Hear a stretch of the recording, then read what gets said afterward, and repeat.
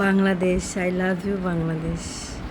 বাংলাদেশে যাওয়ার যে একটা ফিলিংস, এটা বুঝবে কারা জানেন? যারা বিদেশে থাকে একমাত্র তারাই বুঝবে বাংলাদেশ কী জিনিস। মানে আমরা অনেক মিস করি বাংলাদেশকে। তো আজকে আমি অনেক হ্যাপি যে আমি বাংলাদেশে যাচ্ছি। তো বাংলাদেশে যাব সেই উপলক্ষে দেবরদের পিঠা টিঠা বানায় খাওয়াটায় যাব। তো এখানে ভাপা পিঠা বানাবো, ভাজা পিঠা বানাবো, অনেক পদে করে এখানে আমি পাটিসাপটা পিঠাও বানাইছি, কিন্তু এতগুলো ভিডিও করার টাইম আমার নাই। যেহেতু আমি রান্না করব, বিকালে রান্না করতে বসছি, আবার আমাদের ফ্লাইট হচ্ছে গিয়ে রাত একটার দিকে ফ্লাইট। তো এই জন্য তাড়াহুড়া করে ছোটো ছোটো করে ক্লিপ করতেছিলাম। আর এদিকে ভাপা পিঠা বানাইছি আপনার রাইস কুকারে, কারণ আমার হাতে মোটেও সময় নেই, এই কারণে লাগে না। তো এদিকে আমি মাংস রান্না করব আর পোলাও ভাত রান্না করব। ওদিকে হালিমের জন্য মাংস চড়াই দিয়েছি, এদিকে মাছ রান্না করব, পিঠা রান্না করব, টুকিটাক করে মানে আস্তে আস্তে সবই করব। তো সব রান্নাবাড়া করে খাওয়ায় দাওয়ায় সবাই আমরা রওনা দিলাম বাংলাদেশের উদ্দেশ্যে। তো এখন রাত যেহেতু 12টা না, পুরা দুবাই রাস্তায় যে বড় বড় গাড়িগুলো ব্লক করে ফেলাইছে, কেননা এই গাড়িগুলো 12টার পরেই ছাড়ে, 12টার আগে ছাড়ে না। কারণ এই গাড়িগুলো অনেক জায়গা নেয়, অনেক স্পেস নেয়। এই কারণে এই দেশের আমি দেখছি, এই দেশে না মনে হয় সব দেশেই যে রাত 12টার পরে বড় বড় গাড়িগুলো চলে। তো আমার মন তো অনেক হ্যাপি, আমার ছেলেরাও অনেক হ্যাপি, বাংলাদেশে যাচ্ছে, অনেক খুশি। কিন্তু রিদনের বাবার মনটা অনেক খারাপ যে আমাদের যে তার থাকতে হবে, মানে তার খুব কষ্ট লাগতেছে বেশি ছেলেদের জন্য, যে ছেলেদের থেকে কীভাবে থাকবে। তো আমরা চলে আসছি দুবাই এয়ারপোর্টে। এবার আমরা দুবাই এয়ারপোর্ট দিয়ে যাচ্ছি, কারণ কেন জানেন? এবার দুবাই এয়ারপোর্ট থেকে গেলে টাকা খরচ কম হচ্ছে, কিন্তু শারজাহ এয়ারপোর্টে একটু টাকা বেশি নেয় প্লেন ভাড়া। এই জন্য আমরা দুবাই এয়ারপোর্ট থেকে যাচ্ছি। এবার এক দেখতে ঢুকলে আর এক দেখতে হারাই যা লাগে, এমন অবস্থা। আমরা প্রায় 1 বছর পরে 1 বছর না 1.5 বছর পরে যাচ্ছি। কিন্তু আমি ফার্স্ট যখন আসছিলাম তখন 7 মাস পরে গেছি, পরে আবার 1 বছর পরে গেছি। মানে আমি মনে হয় না দুবাই পরপর 4-5 বছর হয়েছি, প্রায় কমপক্ষে 3 বছর ছিলাম এমন। আরিয়ানকে যখন 6 মাসে নিয়ে এসেছিলাম, তখন আরিয়ানকে নিয়ে আবার গেছিলাম 3 বছর পরে। 3 বছর পরে গেছিলাম, ওইটাই আমার লং টাইম থাকা। মানে আমি পারি না বেশি দিন বাংলাদেশ ছেড়ে থাকতে। আমার মন তো চায় বাংলাদেশে থাকতে, কিন্তু কি আর করার, ভাগ্যে যেটা লেখা আছে। কিন্তু অনেকে মনে করে কি যে বিদেশে গেছে, বিদেশে থাকে, দেশে থাকতে চায় না, এটা ভুল। আমি বাধ্য কিন্তু বিদেশে থাকার জন্য। আমার যদি বলে না যে তুমি দেশে থাকো, তাহলে আমি দেশে থাকতে রাজি, কিন্তু কী করার। তো দেখেন আমার প্যাকেট ট্যাকেট দেখছেন আমি কীভাবে বাঙালি, আমার দেখলে সবাই বুঝবে যে আমি বাঙালি। 2 ছেলে 2টা ব্যাগ নিজের নিয়ে লাগছে, নিজের একটা ব্যাগ, নিজের একটা পার্স, এই যে আমার লেগেজ ব্যাগের সব। তো এখন আমাদের রেডি যাওয়ার জন্য, আমরা অপেক্ষা করতেছি ইমিগ্রেশনে যাওয়ার জন্য। তো এখানে কিন্তু আমরা চলে যেতাম, রিদনের বাবা আবার রিদনের জন্য পানি আনতে গেছে, এই জন্য আমরা ওয়েট করতেছিলাম যে উনি আসলে পরে আমরা যাব। দেখেন কত মানুষ দেশে যাচ্ছে, মানে দেশে যাওয়ার ফিলিংস অন্যরকম, যে যায় না একমাত্র সেই বুঝবে। তো আমরা চলে আসছি ইমিগ্রেশন শেষ করে, এখন আমরা চলে আসছি দুবাইতে না আপনার ট্রেনে নেয়, বাংলাদেশে তো বাসে নেয়, কিন্তু দুবাইতে ট্রেনে নেয়। আমার ছেলেরা তো অনেক অবাক যে ওরা ট্রেন উঠছে, জীবনে লাইফে ফার্স্ট টাইম ওরা ট্রেনে উঠছে। মানে আমার বড় ছেলে, মানে কি বলবো জানেন না, এবার আর যে জার্নিটা আমাদের হয়েছে না, আমার ছেলেরা এমন করছে মনে করে জীবনেও দেখে নাই। মানে এখন ওরা মানে জীবনে দেখে নাই বললেই ঠিক, কারণ এখন ওরা যতটুকু বোঝে, এর আগে কিন্তু ওরা অতটুকু বোঝে নাই। তো আমার ছেলে বলছে ওয়াও আম্মু, আমি তো জীবনেও দেখি নাই, মানে যা দেখে সেটাই দেখে বললাম আমি জীবনেও দেখি নাই। মানে ওরা অনেক মজা করতেছিল, আর ওদের খুশি আমার খুশি। সন্তান যদি ভালো থাকে, মা বাবাই ভালো থাকে না। আমার সন্তান হওয়ার পর আমার শখ আর কোনো কিছুই আর নাই, আমার 2টা কলেজের টুকরাই সব কিছু। আমি রিদনকে জিজ্ঞেস করতেছিলাম, বাবা মজা তুমি মজা পাইতেছ? তো বলছে হ্যাঁ আম্মু। আর আমার কাছেও ভালো লাগছিলো, অনেক দূর, মানে কি বলবো, এত বড় এয়ারপোর্ট বলার বাইরে। তো আমরা ট্রেন থেকে নেমে গেলাম। এখান থেকে আমার হাঁটতে আমরা 10 মিনিট হাঁটা লাগছে, মানে আপনার প্লেনের কাছে যেতে 10 মিনিটের মতো, একটা থেকে একটা, এক জায়গা থেকে এক জায়গা। মানে আমরা ইউনিট খোঁজাটা বড়, যদি একটু খোঁজা যায় তাহলে পাওয়া যায়, মানে লেখা থাকে জায়গায় জায়গায় যে কোন ইউনিট। আমরা 16 নম্বর ইউনিট থেকে আসছি। তো 16 নম্বর দেখে দেখে দেখে দেখে আমরা গেছি। অনেক বাঙালিরা আছে না, যে বোঝে না কীভাবে যাবে, তো ওরা খুঁজেই পায় না যে আমরা কীভাবে যাবো। ওই লোকটা বলতেছিল, খুঁজতেছিল, মানে এরা খুঁজেই পাচ্ছিল না।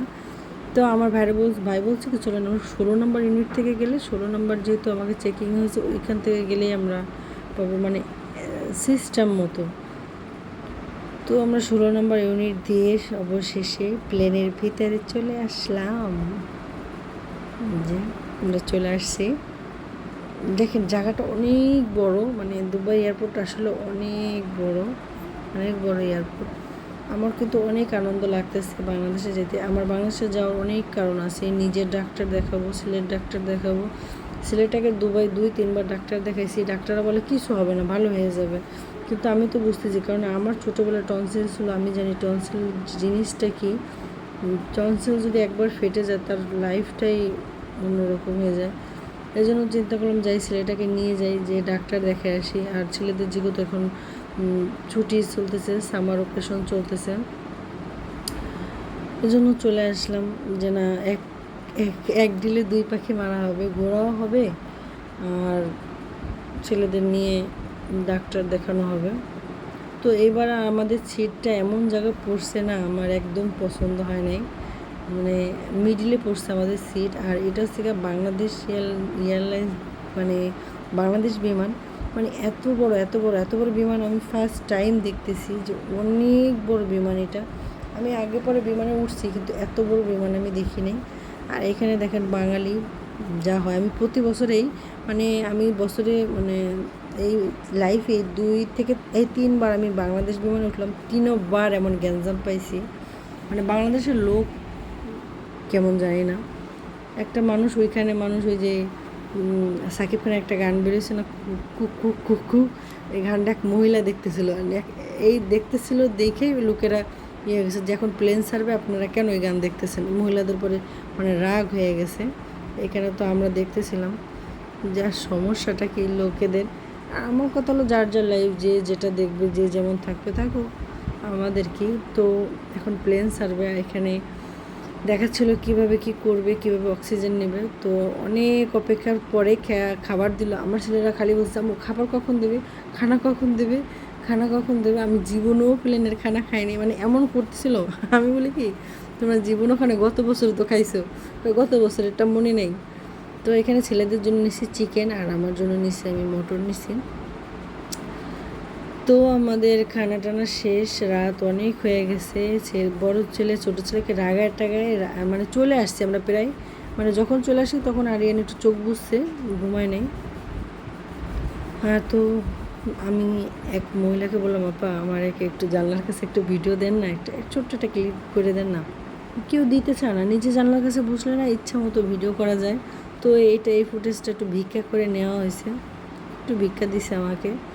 তো এটা হচ্ছে বাংলাদেশ চলে এসেছি আমরা। এখানে আমরা দুবাইতে আসছি ট্রেনে, এখন যাব বাসে করে আমাদের নিয়ে যাবে ইমিগ্রেশন পার করার জন্য, মানে দুবাই বাংলাদেশ এয়ারপোর্ট পার করার জন্য নিয়ে যাবে, একদম মেন এয়ারপোর্টের ভিতরে নিয়ে যাবে।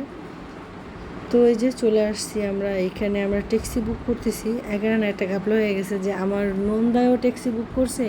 আমার হাজব্যান্ড আগে থেকে বলে নাই যে সে নিয়ে ট্যাক্সি বুক করলে আমরা কিন্তু করতাম না। তো এদিকে আমার ভাইও ট্যাক্সি বুক করে অগ্রিম টাকা দিয়ে দিয়েছে, এদিকে আমার নন্দায়ও চলে আসছে ট্যাক্সি নিয়ে, মানে গাড়ি নিয়ে। কী করবো এখন, যেহেতু আমরা এখানে অগ্রিম টাকা দিছি, আর নন্দায় গাড়ি যেটা নিয়ে এসছে নিজেদের গাড়ি, আত্মীয়র গাড়ি। তো ভাইয়াকে বোঝাতে যে বললাম, কিন্তু তারপর নিজের কাছে একটু খারাপ লাগতেছিলো যে এখানে একটা অপমানের মতোই হয়, যে তাকে আবার ফেরত দিলাম। তা খুবই আমার বিবেকে বাজছে যে কী করলাম। আগের থেকে যদি হৃদয়ভাবেও বলতো তাহলে আমি এই ভুলটা করতাম না। তো আমার ছেলেরা পুরো ঘুম, ঠান্ডা বাতাস, বাংলাদেশের ঠান্ডা বাতাস পেয়ে ঘুমাচ্ছে। যে দুটো প্লেনে একটু ঘুমায় নেই আমার 2 ছেলে। ছোটো ছেলে একটু ঘুমাইছিল, বড় ছেলে তো একটু ঘুমায় নেই।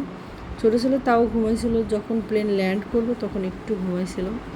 আর এটা হচ্ছে গিয়ে ব্রিজ, বাংলাদেশের যে কী ব্রিজ বলে ভুলে গেছি আমি, মানে অনেক এক্সাইটেড তো এই জন্য সবই ভুলে যাচ্ছি। মানে বাংলাদেশ মানে এত সুন্দর, আমি মনে করি আমার বাংলাদেশ পৃথিবীর সব থেকে সেরা দেশ। মানুষ এই দেশ ওই দেশ ঘুরতে যায়, কিন্তু বাংলাদেশের মতো দেশ তো আমি দেশ তো কোথাও দেখি না।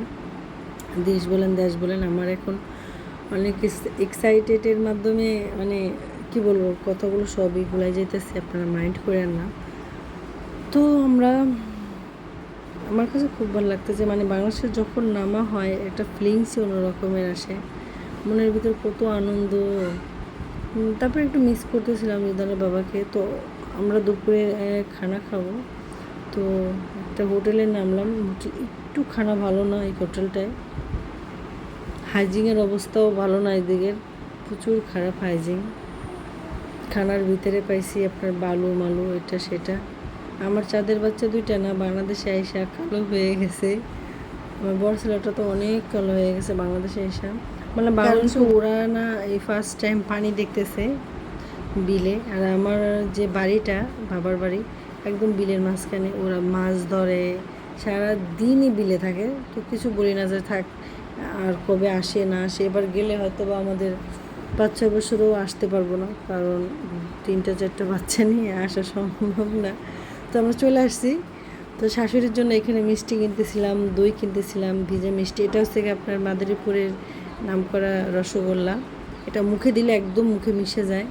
তো আমি অবশ্যই খেতে পারি নাই, নিয়ে গেছি। এর মেন কী জানেন, আমার শাশুড়ি সবাইরে দিবে, উনি খাবে না। ওনার কথা হলে কিছু নিলে উনি সবারই দিয়ে ওনার শান্তি। তো আমরা চলে আসছি। সবাই ভালো থাকবেন, সুস্থ থাকবেন, খোদা হাফেজ।